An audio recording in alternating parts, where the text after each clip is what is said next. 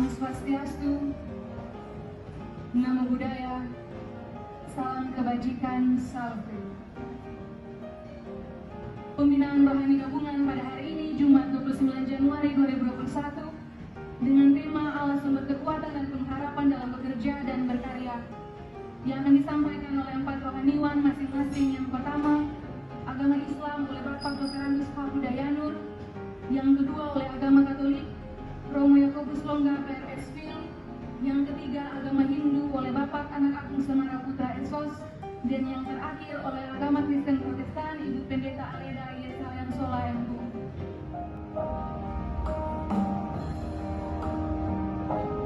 Bersyukur selalu bagi kasih-Mu dalam hidupku. Ku kan menari dan bersuka kata-Mu, oh Yesusku, dan ku kan minum air-Mu bagai rusa rindu selalu. Ku hidup dalam-Mu dan hidup-Mu di dalamku, oh Yesus. Kau sangat ku cinta. Ku kan menari dan bersuka karena-Mu, oh Yesusku, dan ku kan minum air-Mu bagai rusa rindu selalu. Ku hidup dalam-Mu dan hidup-Mu di dalamku, oh Yesusku. Kau sangat ku cinta, oh Yesusku.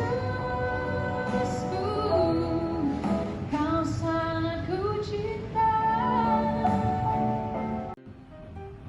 Ayat ini atau surah ini saya ambil ayat yang kedua karena sesuai dengan topik kita tentang Allah sumber kekuatan dan pengharapan. Allahus Samad. Kalau kita lihat ahli bahasa kata Allahus Samad ada dua. Kalau di dalam terjemahan itu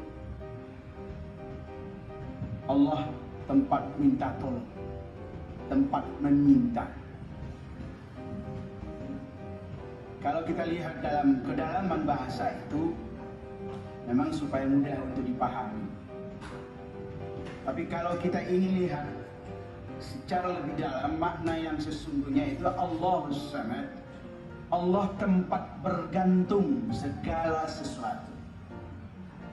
Jadi Allah itu kekuatan karena diyakini dalam dirinya bahwa segala sesuatunya dia tidak memiliki daya dan upaya, dia tidak memiliki kemampuan, bahwa kekuatan itu hanya milik Allah, dan dia tidak bisa memastikan bahwa besok itu dia bisa. Bagaimana seorang muslim ketika dia beribadah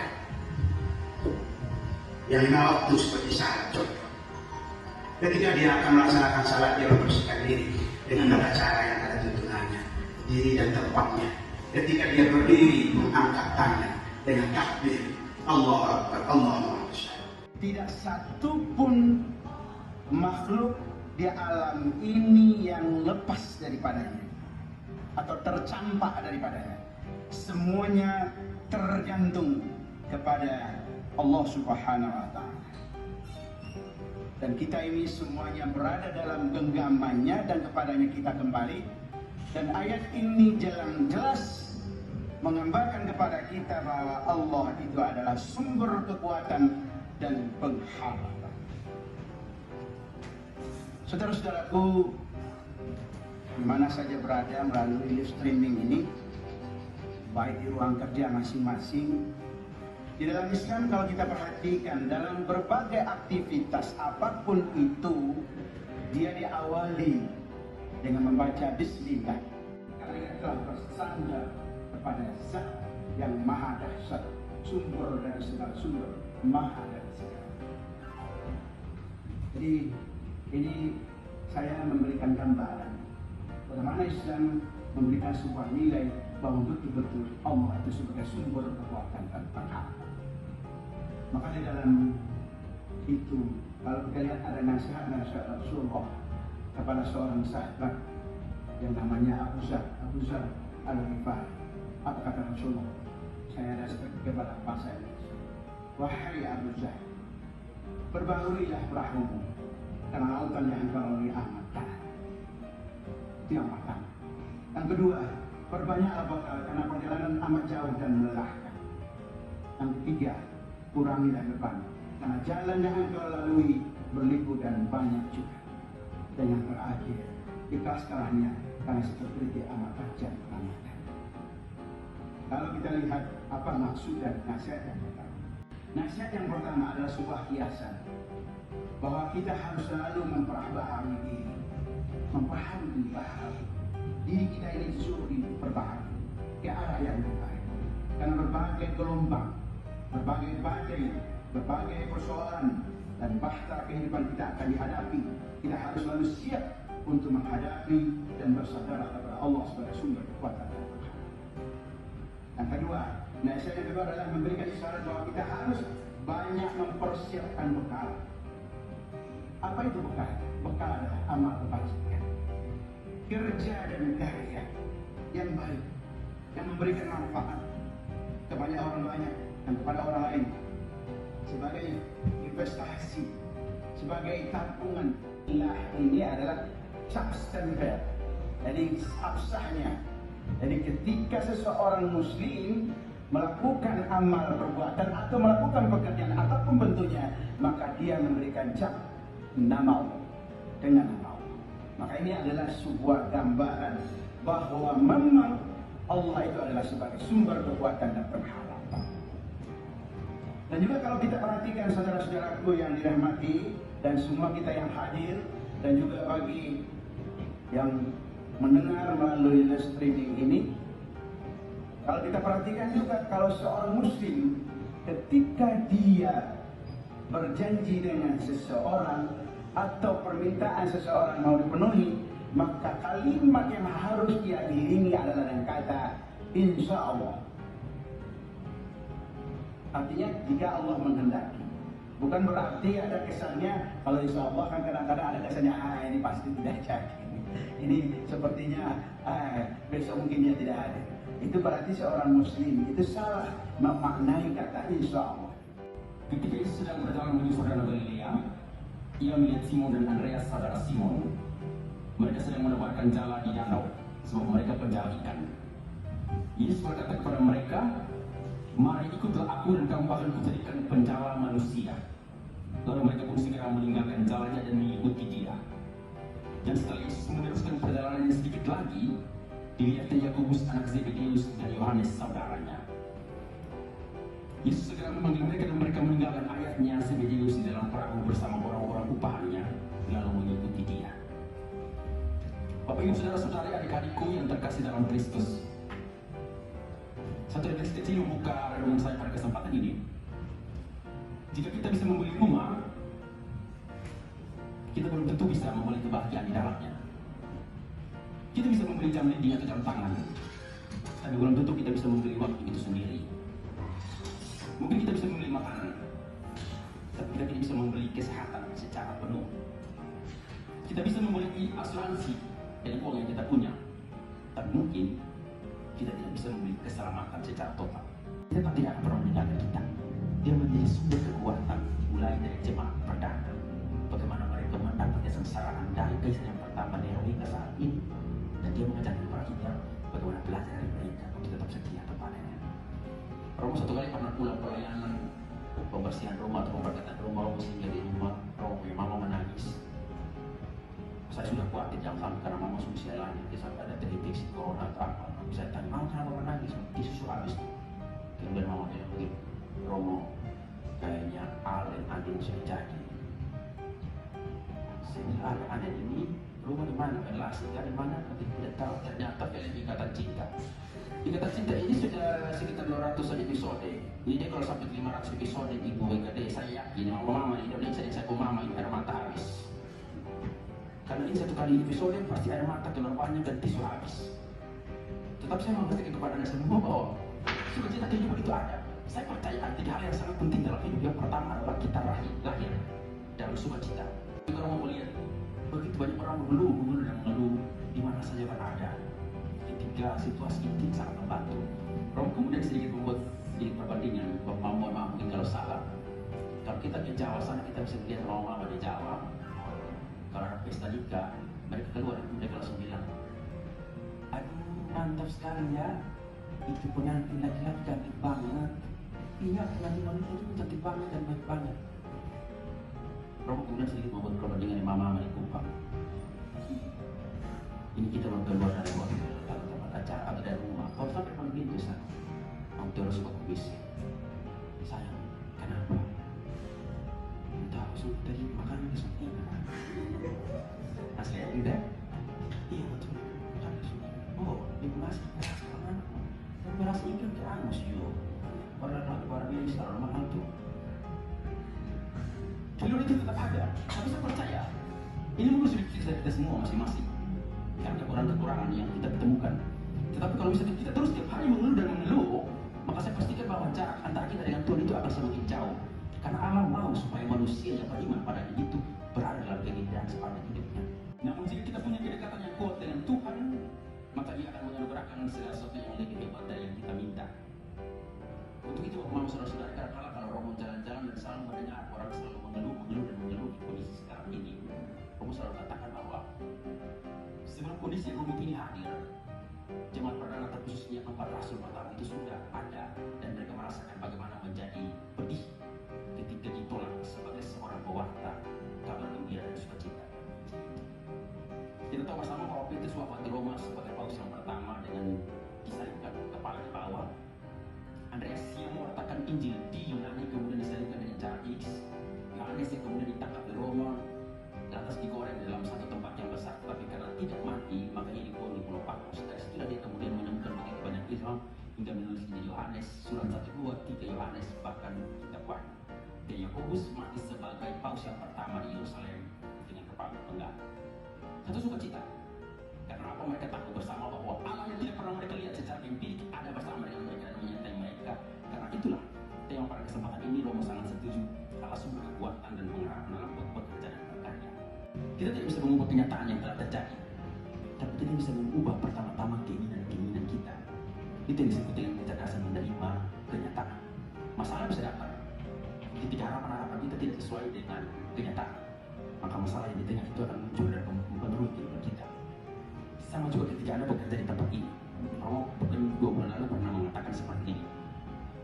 Anda adalah orang terpilih yang ada di sini, sama seperti 4 rasul itu. Dan dipilih khusus untuk bekerja dan melayani. Karena dia tahu Anda sudah punya pegangan yang kuat bahwa Allah yang hidup itu yang bernama Yesus itu memiliki kekuatan dan pengharapan yang besar. Maka itulah dia mencoba untuk bekerja sama dengan kita semua yang ada di kantor ini atau di tempat ini sebagai aparatur sipil negara di pemerintahan provinsi Nusa Tenggara Timur ini untuk menyatakan bahwa kamu bisa mewartakan Injil bukan saja sebagai seorang imam, pendeta, suster, bruder atau yang lain sebagainya, tetapi menjadi awam yang setia untuk melayani masyarakat dengan profesi kita masing-masing. Saya yakin bahwa hidup ini tidak sama seperti sinetron Ikatan Cinta.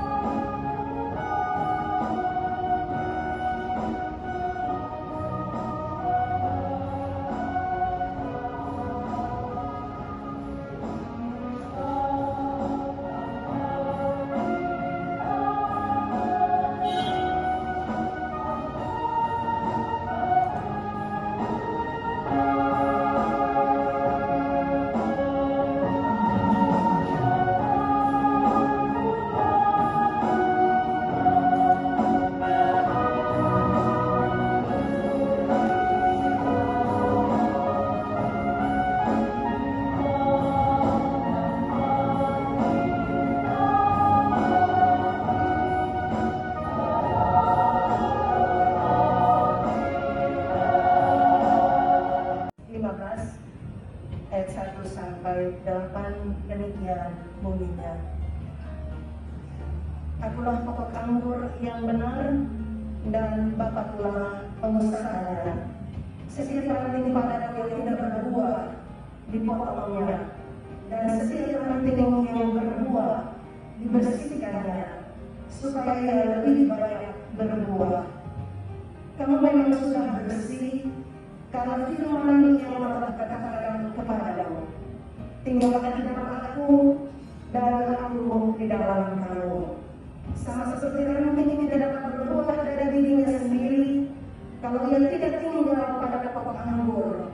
Demikian juga kamu tidak berbuah jika kamu tidak tinggal di dalam aku. Akulah pokok anggur dan kamulah ranting-rantingnya. Barang siapa tinggal di dalam aku dan aku di dalam dia, ia berbuah banyak. Sebab di dalam aku kamu tidak dapat berbuat apa-apa. Barang siapa tidak tinggal di dalam aku, ia dibuang keluar seperti ranting, dan kemudian dikumpulkan orang dan dicampakkan ke dalam api lalu dibakar. Jika kamu tinggal di dalam aku dan firman tinggal di dalam kamu, mintalah apa saja yang kamu kehendaki dan kamu akan menerimanya. Dalam hal inilah Bapakku dipermuliakan, yaitu jika kamu berbuah banyak, dan dengan demikian kamu adalah murid-muridku. Bapak Ibu saudara-saudara, melalui renungan ini ada sebuah cerita. Pada satu siang, ada siang di meja makan, duduk dan pulang adalah jam 2. Dan ada percakapan di atas meja makan antara bapak dan anak-anak. Mama bilang begini, Bapak, tadi ada satu nenek, Mama susul nenek Mama. Ketika dia mengutarakan dirinya itu sebagai pokok anggur dan murid-murid yang mengikutinya sebagai ranting dari pokok anggur tersebut. Pokok anggur atau pokok anggur itu bukanlah tanaman keseharian kita di sini. Kita jadi buah, kita jadi menjadi. Kita jadi melakukan papaya, pisang, alona, pujawas, buah om, dan seterusnya. Anggur bukan. Tapi bagi kita sini, orang anggur dan buah anggur itu bukan tanaman yang asing lagi. Bagi kita tahu, kita kenal tanaman yang bisa makan, ranting yang lain, buah itu ada di sana. Ketika kita sudah panen, itu mesti dibersihkan, digunting, dan ranting yang tidak berbuah dibangkas. Dialah pokok-pokok anggur kita. Tanpa kata berhubungan dengan dia, tidak mungkin ada harga yang lain yang kita hasilkan. Tapi yang menjadi soal saat ini, banyak, saya tidak tahu banyak itu ukurannya apa tadi. Kalau saya memilih ada juga yang dalam hidup, dalam kerja, dalam tugas, mereka masih bawa diri itu ibarat ranting kosong. Masih suka dipakai dalam dirinya tidak ada hal yang baik. Dia tidak dapat bekerja maksimal. Kisah Hawa tadi, Bapak itu dia baik karena satu hal. Dia cerita istri dan anak-anaknya. Karena dulu ketika dia masih kecil dia sudah menerima banyak kebaikan. Kata dia, kata terima kasih kau telah dibuang.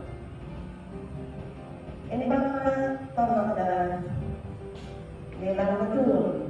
Beberapa waktu lalu di nenek itu Bapak kata tolong sama dia. Bapak sering kesal bilang sama Bapak. Tapi kemudian Bapak tahu bahwa ketika ini nenek ini tinggal dengan cucu dan dia itu membayar SPP, uang kurang, dia jalan untuk berjualan ayam, Bapak bayar gede.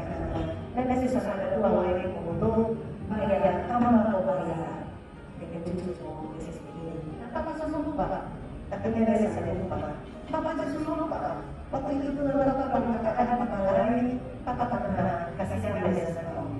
Tapi orang-orang yang pernah ditolong oleh Bapak itu bercerita tentang kebaikan yang Bapak telah lakukan. Lewat apa yang Bapak punya,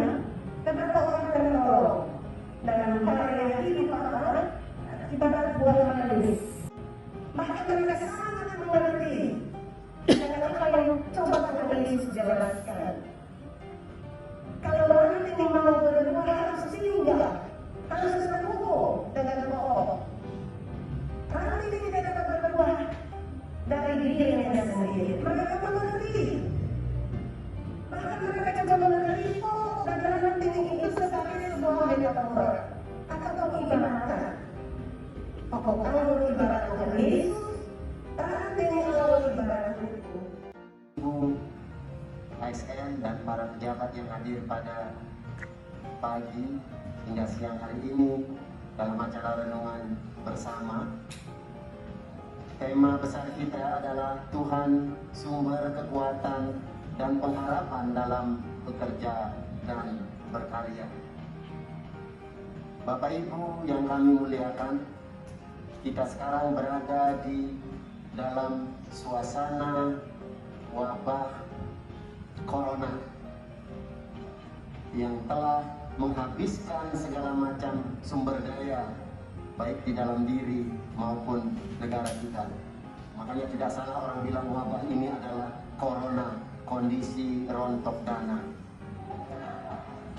Bapak Ibu yang kami muliakan, wabah ini mengajari kepada kita bahwa manusia yang selama ini menganggap dirinya super power, Superman, dia tidak lebih daripada sekedar super busa. Nah, di tengah kesempurnaannya, kita masih bergumul dan mencari obat untuk bisa mengatasi teman kita yang mengganggu kita yang super kecil, yang telah menutup tempat-tempat ibadah, keramaian, sekolah dan sebagainya. Ini bukti bahwa Tuhan Allah Sang Pencipta memberikan kita kesempatan untuk merenungkan diri kita yang sejati, bahwa kita adalah hamba atau pelayan yang harus berbakti kepada Sang Pencipta dalam kehidupan ini.